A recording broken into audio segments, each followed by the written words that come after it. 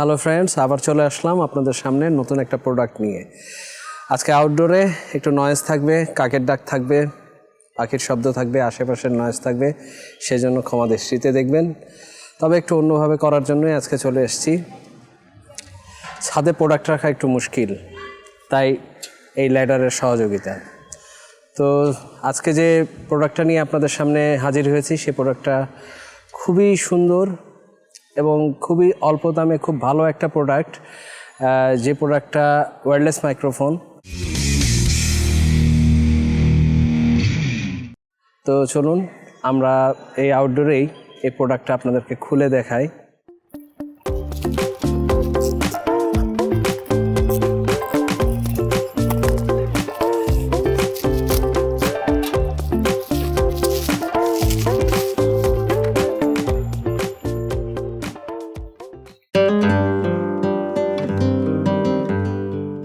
Very well packed lavalier wireless microphone.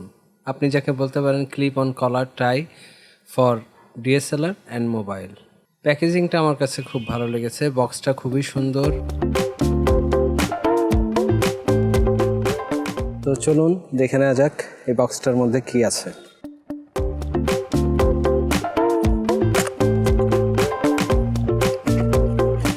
মাইক্রোফোনের এবং রিসিভারের build quality যদি বলি, খুবই ভালো, মজবুত, এক কথায় যাকে বাংলা ভাষায় যদি বলা যায় শক্তপোক্ত। 60 ফিট ডিস্টেন্স থেকেও এটি ক্লিয়ার সাউন্ড ক্যাপচার করে, বাট আমি বলবো 30 থেকে 40 ফিট বেস্ট। এর ট্রান্সমিট কোয়ালিটি এবং সাউন্ড কোয়ালিটি বেশ ভালো।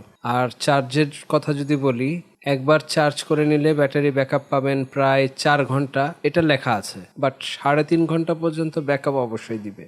সর্বোপরি এই প্রাইসে আমার কাছে কোয়ালিটি ভালোই মনে হয়েছে।